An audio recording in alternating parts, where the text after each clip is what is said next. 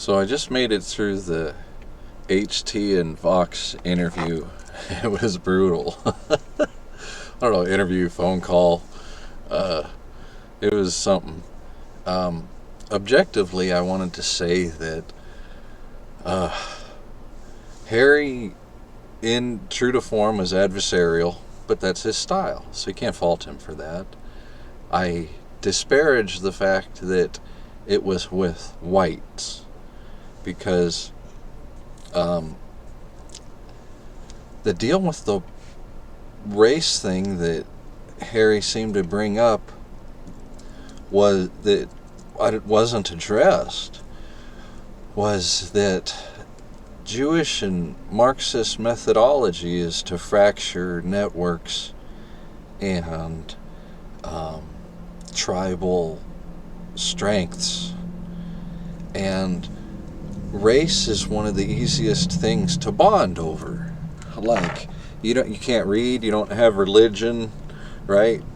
You're from the middle of nowhere. Well, race, the color of people's skin, or the way that their posture themselves, their hair. I mean, come on, we're all little kids in a big kid world, and so race is very identifiable. And if we can't bond over something so commonplace as how we look, then we are perpetually confused and juxtaposed.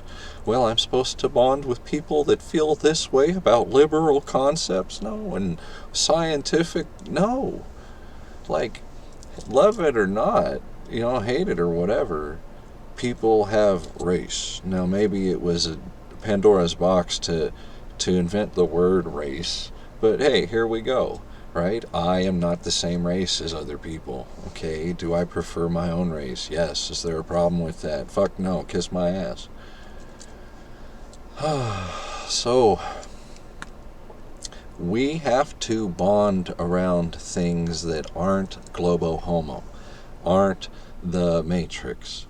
And it would be great if everybody bonded around the church, but some people don't like the church. Okay, well, what if they bonded around nationalism? Some people don't like nationalism. Well, what if we bonded around race? Well, everybody's going to be butthurt about something because a lot of people just aren't fucking team players.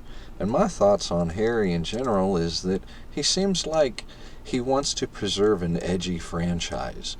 That yes, he will name the Jew, and yes, he will be loud and confrontational, but always only so far as to keep his occupation going.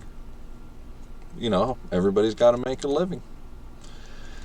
And I will say that things get stale. And if your solution takes 30 years, then perhaps you're not pushing the envelope enough. Maybe you've become stagnant. And when we look at chess, we think that, well, you have to know what your opponent's endgame is. The Jew's endgame is to win, and that to win includes getting rid of all free speech. So the argument that I hear Harry representing is that if HT does what he's doing, the Jews will crack down on free speech. Well, isn't that kind of an inevitability? And you're more worried about the messenger than the message? Like, they're going to take free speech no matter what.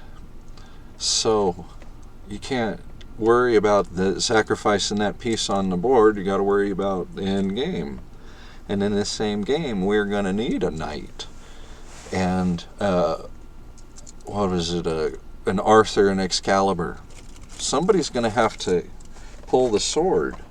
Somebody's going to have to unite peoples around something, and it will be race. Because the second that white people hold up a shining sword and say, okay, we're going to lead from the front and slay the dragon, and okay, well, then the Arabs are going to go, well, we want our own team too. And the blacks are going to go, you better believe we're getting our own fucking team, and the Mexicans and the Japs and everybody, right? And why not? Why shouldn't everybody have their own team? Why do we have to globo-homogenize?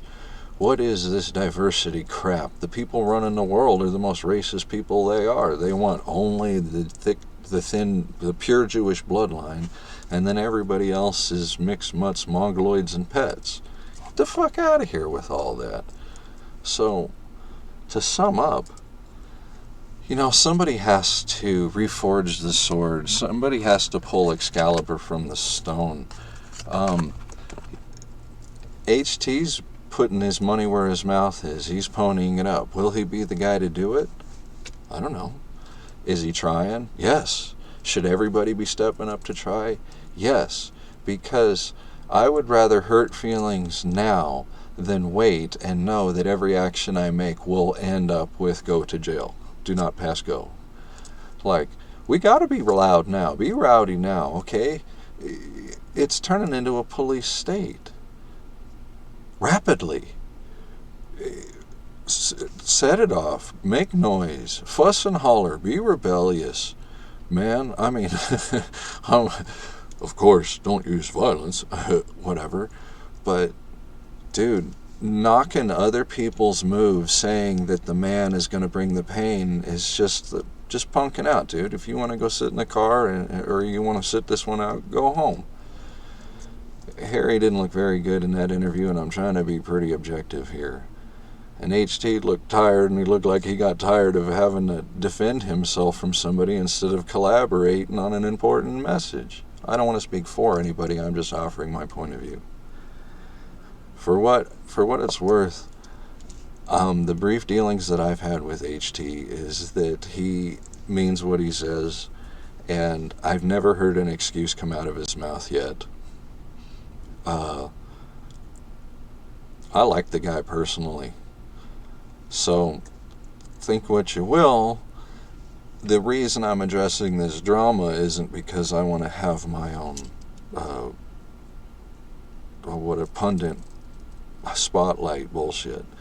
It's because the drama is about the issue that is pivotal and apex of what is going on for the conflict against Jewish supremacy. And that is the delineation between race and anti-Jewish mafia.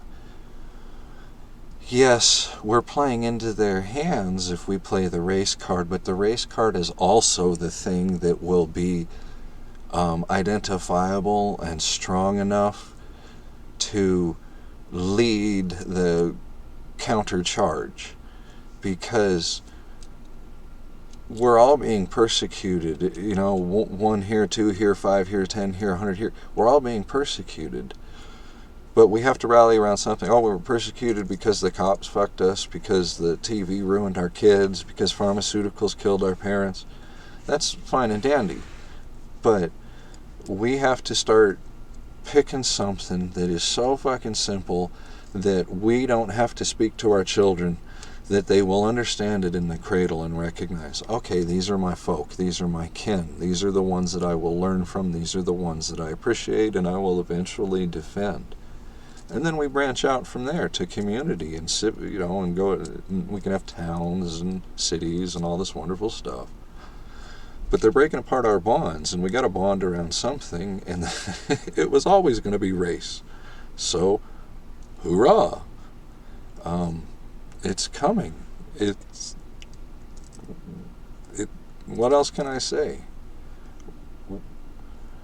It was all over after World War II, and it's been the spiral ever since. We have to rally behind a powerful point, spearhead, icon, something. And it's going to be our racial ancestries, and nationalism won't work. It's going to be our racial identity and our religious convictions, our reverence for our spiritual beliefs, and they'll go hand in hand. But that's where we're at. Good luck out there, everybody. God bless.